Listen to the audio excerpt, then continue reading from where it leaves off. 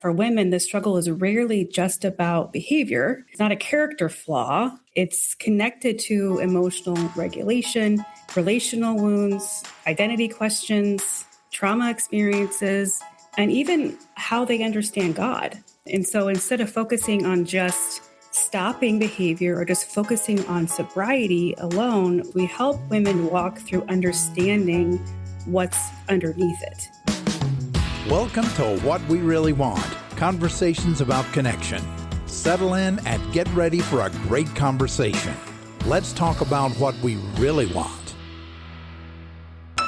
Hey, everybody. Welcome back to What We Really Want.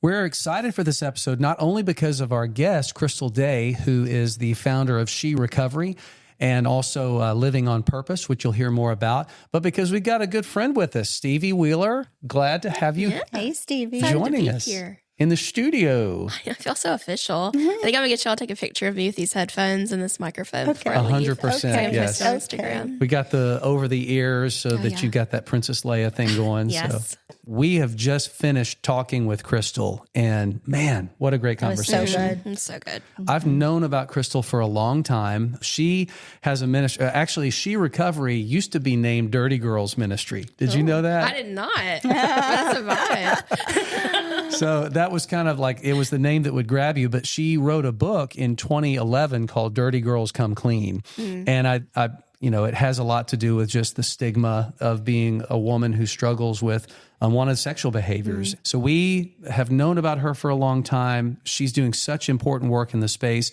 And we know, just because of what we do with Awaken, how difficult it is to connect with women who need this kind of help. Yeah, absolutely. You know, we've been going since the summer of 2015, and the goal starting out was to offer communities for men and for women who struggle with compulsive or unwanted sexual behavior, and for women who are going through sexual betrayal trauma. Of the three communities that we've offered, the one that we have struggled with the most consistently over the years is our women who struggle with porn or other sexual behaviors. And it's just so hard. We have women that will reach out. We'll have women who will connect. But it's been very hard to form a cohesive, lasting community. And Stevie, we ask you to come because for quite a while you have been facilitating that community. Yeah. We've taken a pause, and I would just love for you to kind of speak to that experience and what that's been like for you and kind of what you've noticed. It's funny because we were telling Crystal like 3.5 years ago, if you had told me I'd be leading a group, I'd be like, you're insane. I'm not even going to this group. Like, I refuse. I don't have a problem. I was that person. Because in your mind. How far you've come. I know. Here we are. In your mind, you're thinking, man, the worst thing, like pre-recovery, the worst thing that could happen to me is somebody finds out what I'm struggling with. Yeah. And I think the enemy uses that and distorts that because, man, that is what sets you free. Group was so transformative for me. I remember there was another facilitator when I first started, and she struggled, with the same unwanted behavior that I did. And it was just like that, wow, you too moment. Because so many times women in the church feel isolated because honestly, and I think I said this, people don't know what to do with women in recovery. It's just a hard conversation and we don't know what to do. And so it's just like, you're kind of looking at each other like, what do we do now? And so I think it's so important for women to have that open, that supportive space. But I also have been on the other side where it feels shameful, where it feels like the worst thing in the world. So I sympathize with both sides, but I will tell you that's where you're going to find some freedom and healing. Yeah. And that's what Jesus wants. 100%. It's so true. I think even like as the betrayed partner, this many years later, it's hard to talk about, sinful things that I may struggle with, being so desperate for, I don't know, somebody to like what I said or whatever. Yeah. But when I tell somebody, and it's usually in this community, Awaken community, just because I regularly see these people, just the response of, gosh, that had to be hard. I'm glad you told me. There's really nothing more that needs to be done in a lot of those times. It's just I needed to say it. Yeah. So anyway, I think your point is absolutely true. No matter what you find yourself facing, tell somebody. You don't have to be on a podcast, but tell somebody that's safe. Well, we have for many years offered a community for women with this type of struggle. We're kind of revamping and having some shorter term options, always ready to jump back in with a weekly recovery community if we have people to sustain it. In the meantime, we're really excited for you to hear more about the SheRecovery community because they have virtual meetings and chat groups every day of the week. And so for women who have been pursuing help for this struggle, there is help out there. We're always happy when we can provide it, but we're also happy when we can point to other people who are providing it. And Crystal's doing such a great job. So we just really want you to remember that there is help out there when you're ready to ask for it, and we hope that you will be. We also hope that you'll be encouraged and get a lot out of our conversation with our guest, Crystal Day. This is episode 65. It's called Understanding the Drivers, and the conversation starts right now. Crystal Day, really looking forward to a conversation with you. Thanks for being with us. Oh, you bet. Happy to be here. I can see your KC cup there. Are you checking in from Go Kansas Royals. City? I am. I'm sitting in Missouri right now, actually in Kansas City, Missouri, but I live on the Kansas side. Have you lived there in that area all your life, or did you grow up somewhere else? Most of my life. I've lived here longer than anywhere else. Moved to the Kansas City area in 96, back in the 1900s. So I've been here for a while. And prior to that, it was just, Minnesota and in Iowa. Yeah. So this has been home for a long time. Well, Crystal, I've been wanting to have you on the show for a long time, and we're going to be in a few minutes talking about a subject that is thankfully getting more attention, but still not enough. And it's the first time we've ever talked about it specifically on what we really want. So I can't wait for that, but going to actually wait a few minutes because I want to start out by just asking you, what do you really want out of our conversation? You asked me this, so I cheated a little bit trying to figure out what I was going to say. But I think for me, I think what's most important is that if there are women who are listening to this episode, that they would feel seen through my story and through the conversations that we're having today. Well, what we're going to talk a lot about today is women who are dealing with unwanted or addictive sexual struggles. And so that's not exactly a light topic, but it's so important because of women and men who struggle with addictive or unwanted behaviors. It's such a weight to carry. I want to acknowledge something as we kind of get ready to kick off into this. Stacy and I work every day around men and women who've been affected by addiction, unwanted sexual behavior, betrayal, trauma. And I know that you work in this space every day as well. As somebody who's around this all the time, I was just thinking a little bit before we started recording how easy it can be for me to forget this is not a common topic of conversation for most people, especially as this particular one relates to females. And so when you and I were emailing about today, one thing I ask you is if you would just sort of give our listeners a primer, on what it's like to be a woman who struggles with something that I think particularly in church culture is still talked about as if it's mostly a men's issue. You've been working in this space since 2009 when you started your online community. I know you wrote a book, Dirty Girls Come Clean, in 2011. So you've been in this space 15, 20 years. And I want to know, among other things, I know this is a really long wind up, and I'm going to be quiet in a minute, but what's your take on culture and the church's progress and understanding how to help women who experience sexual brokenness? Oh, you're starting with the big fastball there, or curve, really. But my answer has changed. You said 15, 20 years of doing this. Yeah, it has. My answer has changed because, early on in these conversations, there was a lot of rebuking, just a lot of come on, people, women struggle too. You can't just make it about men. You're alienating a whole half or more of your congregation. And so I do see improvement there, thankfully, with the development of different organizations, different conversations, resources, books that have come out since I started. That conversation's gotten easier. I still find that while churches are open to talking about women and their struggles, they're not so quick to provide a resource or a avenue towards community healing. And so for us, we're an online entity at SheRecovery. And so we meet the need of women from across the country and around the world filling that kind of parachurch gap, right? Of creating that space for them to find healing. But I think that healing should be taking place in the church, within communities, within the church, and that my organization shouldn't have to exist. Like, I feel like, if the church was doing their job and had the resources and training to do so, I wouldn't have to be here. Stevie, I'm just interested in your weigh in as far as your experience, someone who growing up in the church while struggling, how does what Crystal just said hitting you? Man, I was just like, she hit the nail on the head. Like, I remember growing up in youth group, and we, for one summer, decided to split up boys and girls. So the boys went into one room and did a Bible study about how to deal with lust, which, is a men's problem. And then the girls did a Bible study about how to be a good wife one day. And I'm just sitting here, already enveloped in shame, and thinking even more like, oh, wow, this just reinforces the narrative that what I'm dealing with is not normal. And I'm sitting there thinking that at, 15, 16.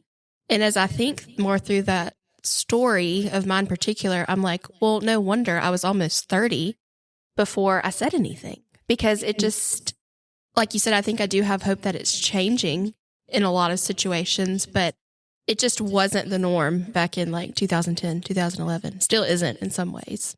Stevie, you and I were at the same youth group, I think, or same curriculum, same something. Because, I had a very similar experience. And when I first started going to church, I was 15 and I was in the throes of my addiction already. I was 10 years old when I was exposed to porn. And so I was already searching for hope, searching for answers, searching for some understanding of what the heck am I doing and why? And I get put in a youth group or a church environment, just period, where, men don't watch porn, don't cheat on your wives, blah, blah, blah. But women, just be good wives and service your husbands. And, and it's very like, hello, like there's a huge disconnect there, because I'm sorry, I thought God made man and women in his image and made us both sexual, made us both have desire, made us both want oneness with each other. Yeah. Wives as a helpmate, not as a slave, not as a sexual tool, but as a partner, as somebody to cherish and care for and care about her sexual needs.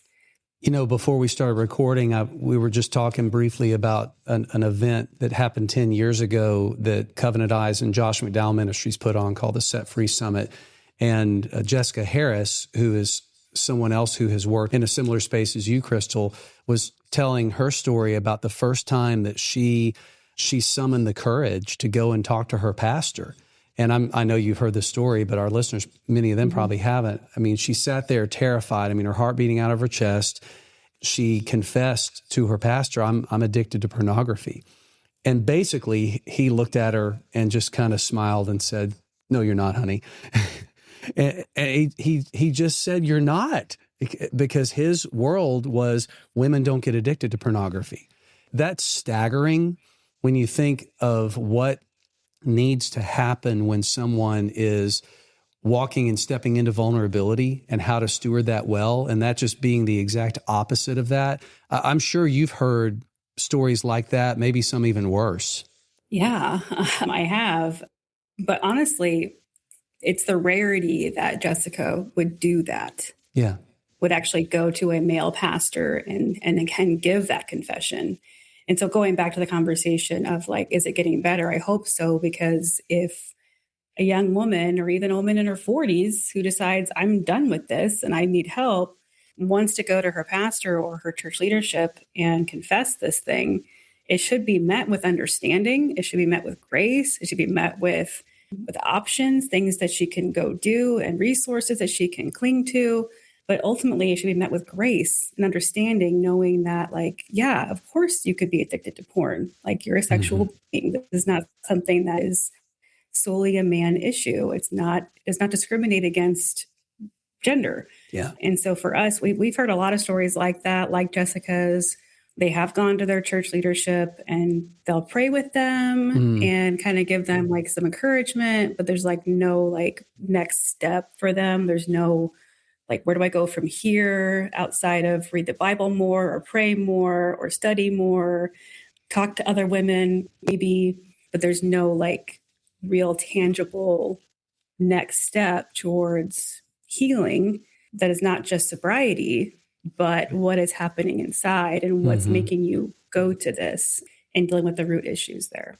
Well, speaking of the root issues, I'd love if you would spend some time just kind of talking about the things that you experienced, the things that you've learned about how this type of compulsion addiction develops. Because I think if we're talking about the onset of what becomes addictive behavior, there are a lot of things that are common between men and women who experience various kinds of addiction. I know that sometimes I hear stories where there can be some distinctions in like how the behaviors manifest between men and women. But as far as like what contributes, shame is a word that we use a lot. Obviously, some adverse childhood experiences, trauma. There's a lot of things that are behind it that I think are really helpful for people who are struggling to hear about, because a lot of times strugglers who don't have that understanding just take it to be a character flaw or character defect issue. So could you talk a little bit about some of the common things that kind of feed into those strategies that turn into addictions? Yeah, if you'll allow me, I can plug my new book that's coming out in Please. September. Do it. Absolutely. It's called What Drives Women to Porn. And it's really, the heart behind it is the last 15, 20 years of my experience. It's looking at all of the different women that I've worked with, their stories, whys, all of that. Because for a long time, and Stevie, you probably agree, we've been asking, how do I stop, or how do we stop? But what we haven't spent enough time doing is asking, why is this happening in the first place? Right.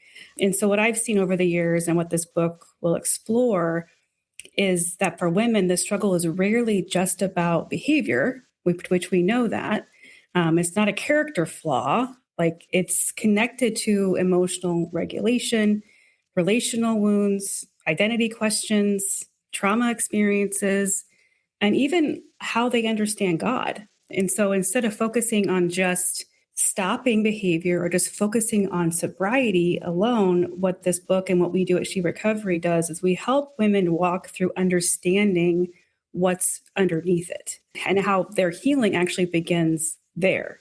Because this book and what we do isn't about behavior management. It's about understanding the drivers and kind of creating a path towards real healing. And for us, healing isn't sobriety. Healing is wholeness, body, mind, and spirit. And so talking about those drivers through the book, I talk about 5 different drivers. It's emotional drivers, relational drivers, identity drivers, trauma drivers, and spiritual drivers. Porn isn't the problem. It's the place they go when something deeper is unmet. Yeah.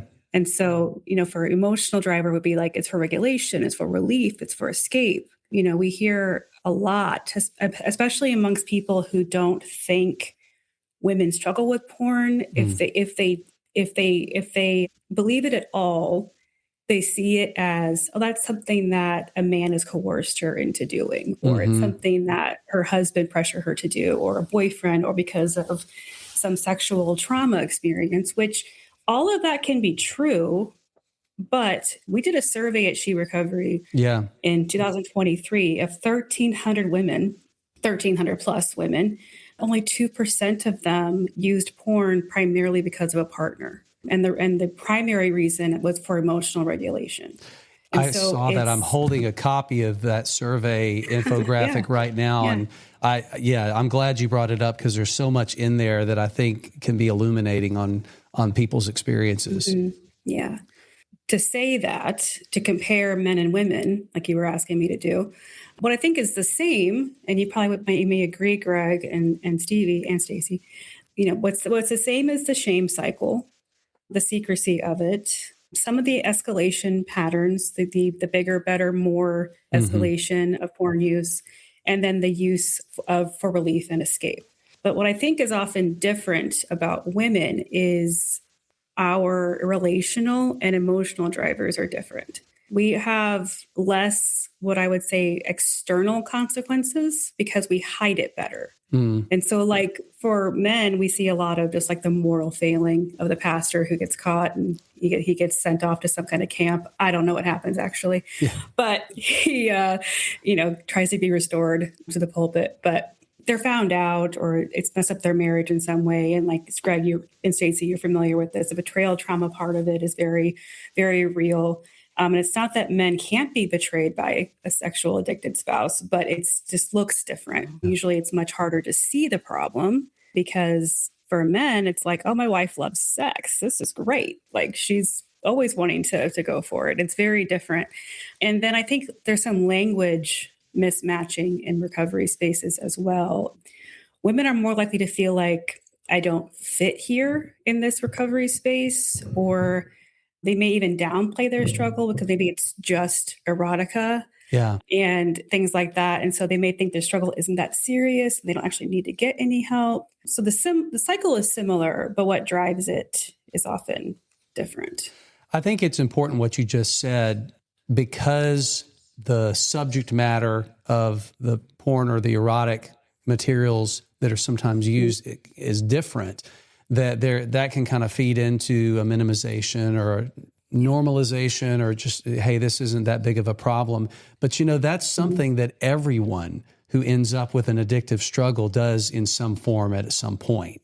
Guys will say about hardcore porn, well, at least it's not this kind of porn, or, I don't watch it that much, or I don't watch it as much as my friends do. And so it makes a lot of sense. Maybe it makes more sense on the surface in certain contexts, but even that is, I think, a pretty universal experience. And I think it's important to point that out because I have just been aware of so many women who just create a narrative around their struggle that this is just me. No one else does this. No one else is this bad. I was thinking about, Stevie, we are aware of a situation where there was a book being passed around. And would you call it? I would call it erotica. Okay. It looks like a cute little fancy cover, but when 90% of it is sexual content, that's erotica. So obviously that wasn't porn there because it would know not to do that, but then that's just as harmful. It is. And the or it's not porn because it's not Netflix. Right. Right. Yeah. Or I can skip it. Well, and I obviously don't know anybody's heart, not trying to speak for anybody, but I just know that I wouldn't be able to skip that stuff. So if it's in there, like why? And I think, and Stacey and I have talked about this, it's so hard when you have been in the throes of addiction, especially if it started small with something like that. You just have that, I think of that verse from Jude of like, I just want to snatch you from the fire. Like I don't want you to go anywhere near this, but I think I'm just constantly and continually reminded, one, we are up against spiritual forces. And yes, we have the hope of Christ that he is stronger than those forces. But like, it's not my job to convince you that you have a problem. And even more of how I see even women that come to us for groups is more so like, I'm here to meet you where you are, but also to remind you that there is better. Like healing is possible. And I think so many times we, like you were saying earlier, we just focus on what do I do to stop this? What do I do to not feel this way anymore? We don't go past that of like, what would it look like to live an abundant life in Jesus? Right. Well, I want to get back to the survey for a second because I told you ahead of time, we don't prepare a whole lot of questions because I just like to really be present in the conversation and listen to what you have to say. But you brought this up, and I saw this when I was kind of looking at your website to make sure that I was prepared enough, and I was looking through this, and I just circled several things that were of note to me.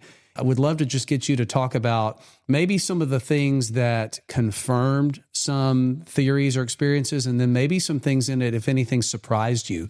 But I know that you, at the very top, the statistic that you quoted was, if the narrative is that it's always because my husband or my boyfriend is bringing this, that's extremely rare that's the primary reason that women are looking at it. But even above that, you talked about the 1,300 plus responses in your survey, almost 77% said that they frequently visited porn sites like Pornhub.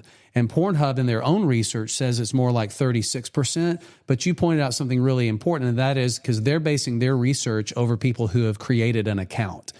And I mean, anybody who's ever talked to a porn struggler or a porn addict knows that, like, we don't want to leave a footprint out there. And so there's a whole lot slipping through the cracks. So that's one thing. Did it surprise you that almost 77% of your respondents said that they have frequently visited porn sites, or did you expect that? I expected it. You know, part of why I did the survey, part of why I wanted this information is because of the years of watching this unfold in front of me with these women and continuing to hear a narrative that women don't watch porn, you know, and that the stats don't even support that women in droves are watching porn. But I think about this, and like just what the survey talks about is I asked those specific questions, like, what do you visit? How often? But also, have you ever created an account? I think it was, I don't remember how. 86.6% have 86.6 never created an account. And that's because, and I'm not saying that men aren't secretive, but I think for women in particular, it's such a shame-filled thing that they don't want to be found out in any way. But also think about this in terms of married women. Often if you're creating an account, you're also paying for it. Yes. And if you share a bank account with your husband, he's going to see that. A lot of men still control the bank accounts and all of those things anyway. And so that there's just an added element of like not leaving breadcrumbs, not leaving evidence. Women also are far less likely to watch porn at work. There's a much more at home, secretive on your phone, like hiding behavior that is different. And so I knew that if I asked those questions of these women, I had a good feeling that I was right. Yeah. That the stats don't match up with reality because we just don't have the data because women aren't providing it. You know, that makes so much sense what you're saying right now. I don't have stats on the male side of things in front of me, but just from an experiential and anecdotal and common sense framework, when young men start using porn in heavy volume at that time in their lives before their neurological development is complete, before their prefrontal cortexes are fully formed, and they still have kind of that invincibility complex. Same reason they drive 100 miles an hour and they don't think anything bad's going to happen to them. You know, they can create accounts, they can pay for it, they've got some money.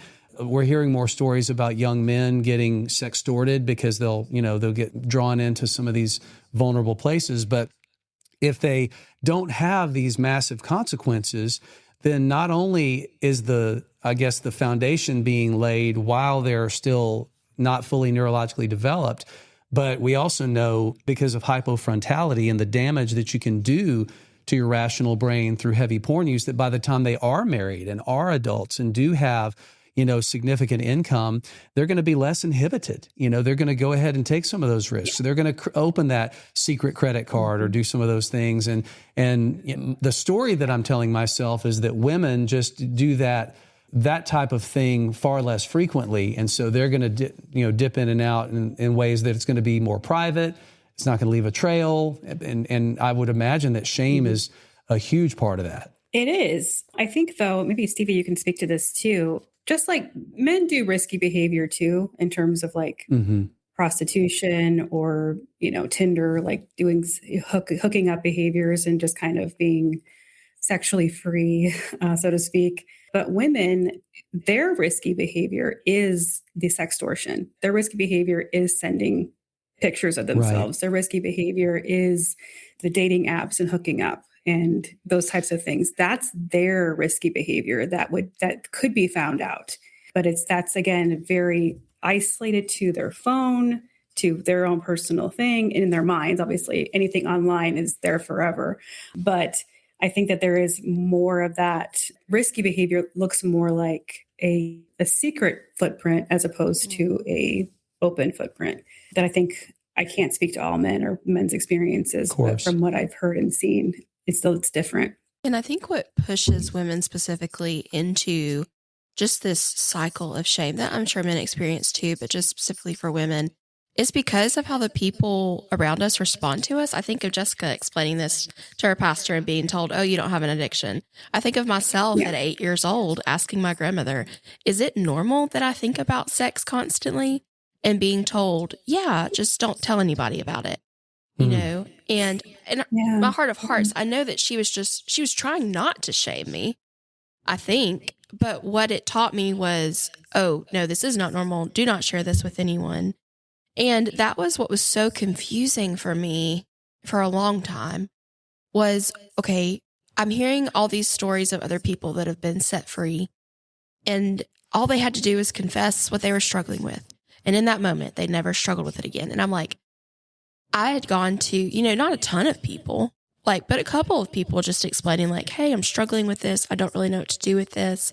And they would either just get really awkward and not ever talk about it again, and we would just move on, or it would just be the downplaying of it. And again, I think they felt like they were helping, but people don't know what to do with women in recovery a lot of times. And that's what keeps us silent.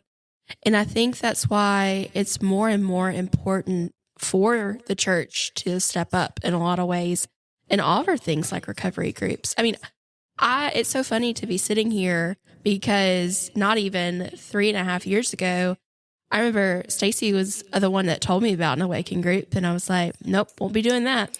It's one thing that Stacy knows. I'm struggling. I'm happy to tell a HIPAA protected counselor that I'm struggling, but to get on a Zoom and be like, hi, my name is Stevie, and no, not going to happen. And I use the addiction word too. Oh yeah. With you. Yeah, we could do a separate podcast about Stacy telling me I was an addict. I was like, what are you talking about? But, story for another day. But hopefully I didn't go in with that. No, that wasn't right away, the first line. You're an addict. No. But yeah, I mean, still in the wrestling of that, that this was, not just oh, this little thing that, it was taking over my life. And again, because it's so secretive, no one knew. I served on a church staff multiple times as a children's director. No one knew. And I would get so close to telling somebody.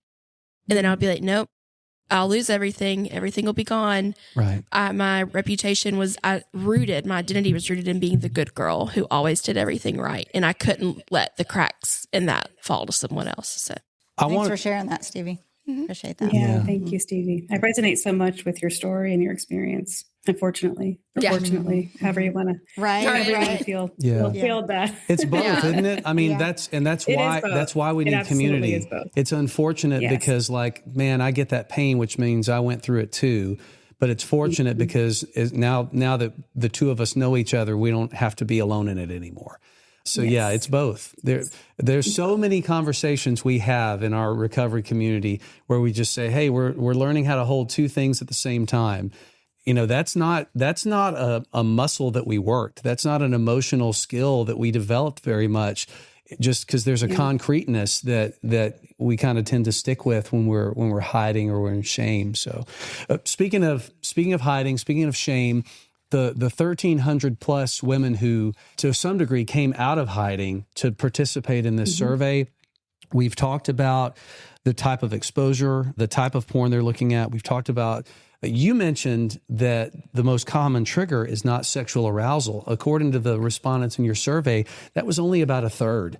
So 2/3 of the women who use porn, it was out of things like loneliness, stress, anxiety, tiredness. And that's huge too. And that's not gender specific. I mean, men, that's the same way too. Sam Jolman has a really helpful part of his book, The Sex Talk You Never Got, where he says, so many men will use porn and masturbation when they're not aroused because it's for emotional regulation. But there were a couple of things that just really, I wrote the word tragic on here. One was the childhood experiences questions that 431 out of 1,300 had a parent with a mental illness. 274 had a parent with an addiction. 219, they were a victim of physical abuse. And about half of the women who responded were a victim of sexual abuse. So many adverse childhood and young adult and adult experiences. And of course that feeds in. And then the saddest thing that I saw was at the bottom where the questions were, have you ever sought counseling or attended a support group? And 72% had never gotten counseling and 93% have never been to a support group. And so they're suffering alone. I mean, I'm hoping, I'm praying that there are women who are going to listen to this. I just am anticipating that the things you have to say about that are going to be potentially really, really super hopeful and encouraging for them. Well, I do appreciate you speaking about the survey and actually talking about the numbers, because I think it's important that we hear statistics and we forget that those are people. Yes. So each one of those women that you're talking about who was sexually abused or physically abused or had, even I think the primary father figure was only 88% had a primary father figure. Just all these different experiences of growing up in environments and in situations and circumstances that, you would tell a friend was horrible. Yeah. Right. So you would tell your friend, oh, I'm so sorry that happened to you. Have you gone to counseling for that? Or have you gotten some support for that? But as women, we are the nurturers. We are not the ones who are nurtured often. And so we tend to put our needs, our wants, our experiences last. And when that happens, we end up using things that are unhealthy for us to cope. That survey also talks about women in food, shopping, social media habits, where we're transferring from sex to food, from food to shopping, from shopping to social media, and going back and forth and back and forth. Just searching for comfort, searching for relief, searching for something to make us feel better because of our experiences. And what's important is, again, to go back to the numbers, is that each one of those numbers is a woman who is declaring and saying, these were my experiences. So if you are listening to this and you've had a similar experience, you should know from hearing that and from hearing Stevie and from hearing me, like, you are not alone in that. Like, you do not have to sit in that isolation. You don't have to keep going to the thing won't fulfill the need. You can go and get the support that you do need, and to work on not stopping behavior, not modifying, not sobriety, not performance. Because I know for me, it was all about, if I could be a good enough Christian girl, then I'll stop struggling. I led the worship team. I led the Christian club in my high school. Like, I did all the good, godly things to make this stop. But there was more than it was more than a spiritual issue. It was more than an emotional issue. It was more than a physical issue. This was a full-bodied experience. All of the above. That needed to be all of the above. And wholeness means healing in body, mind, and spirit. And so if you're finding that you're creating, I like to say that a lot of recovery models build scaffolding around a problem. And a lot of what we do day to day to overcome is just building scaffolding. We're trying to support ourselves, but we're not repairing the foundation of what's causing the building, the house, whatever, that's causing it to crumble. It's the foundation, not trying to fix the outside, not trying to fix it through scaffolding, but really getting back to what's the foundation, and let's fix it and stop adding things that are only going to maybe support it for a little while, but ultimately are not a long-term solution. And so for me, it's becoming whole and focusing not on what you're struggling with, but why. Yeah. And getting to the root of that why. I was thinking about myself, my own story, and any women who might be listening who don't identify maybe as struggling with sexual brokenness in the way we're talking about it. But like when we got married, the narrative, the belief was give him sex so he won't cheat. And so, just doing that, there's so much in me that's not, settled or understood to where I'm believing that, first of all. And then like when we get into, it doesn't work. I can tell you it doesn't work. And I honestly, I thought that because of the way I showed up for sex before all this blew up, that if I had done it better or nice at all, because I wasn't very nice about it, that it wouldn't have happened. And I've met so many women who love sex and always were willing and wanted it, and they still got this same story. So I know that those things are not true. But even when we got into recovery, I found myself almost in a stronger way, like, okay, but now I really need to do it, right? Or show up and be willing, because now I know what happened. And if I don't do it, it was insane. Like, it didn't work before. It's not going to work now, but that is not what I was thinking. And so just getting into my whole backstory, to your point, it's getting to those roots, even if it's coming out different ways. I still didn't have a healthy outlook of sex. I was doing it for the wrong reasons. I was insecure and not valuing myself, our marriage, sex the way God intended. And so, yeah, if you find yourself where that is the belief, like, I'm responsible to, whether it's dress appropriately to keep the men from sinning, or Oh, Lord. I know. Sorry. Collective sigh. Such BS like that. Did I just hear, oh boy. Oh boy. If you find yourself in that place, please call us, reach out. Or that keep him satisfied, or that he needs it every so often. It's just not true. But again, just knowing that and then doing it, if you don't understand yourself and get down to what's really going on in you, it stems back to the childhood, which a lot of people eye roll, like, here we go with the childhood. But it's so true. And I've uncovered more, not like things that I didn't know and I remember, but just like connecting dots in the last few years that has really impacted our relationship. Yeah. And thank you for that, Stacey. I think about, and maybe Stevie, you can agree, my recovery has been for 20 years, but I wasn't done 20 years ago.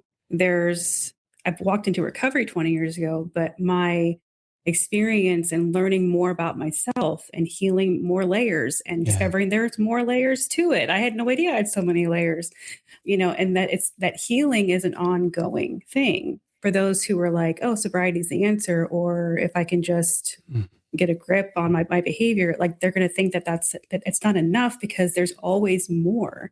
Especially as believers, I believe that God is always asking more of us, to refine us, to stretch us, to grow us, to become more like imitators of Christ. And so in doing that, you are having to peel back the layers of your life, which includes those childhood wounds nobody wants to talk about, but are affecting you today.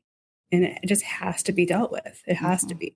Hey, Crystal, you've been super kind, and I know that our time is getting close to being over, but I wanted to give you a chance to talk again, just mention your book again, and I know you have events, and tell us about the ways that people can connect with Living on Purpose and SheRecovery and some of the online events and summits that you have. We'd love for our listeners to get to hear about that, and of course, we'll put links in the show notes.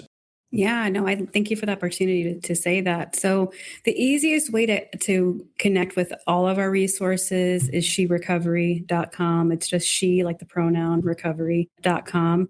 And there you can learn about our membership, which is where our meetings reside. We have chat communities and Zoom meetings every day of the week. With Living on Purpose is the parent organization where we do our coaching and counseling and spiritual care services. Again, everything's virtual, everything's online, including our upcoming summit, the SheSummit, which will take place October 19 through the 23rd of this year, 2026. It's entirely free. It's entirely online. It's our fourth one since 2020, and it's really all about helping women to focus on why they are struggling and how to heal. We are going to actually be combining it with the release of my book this year.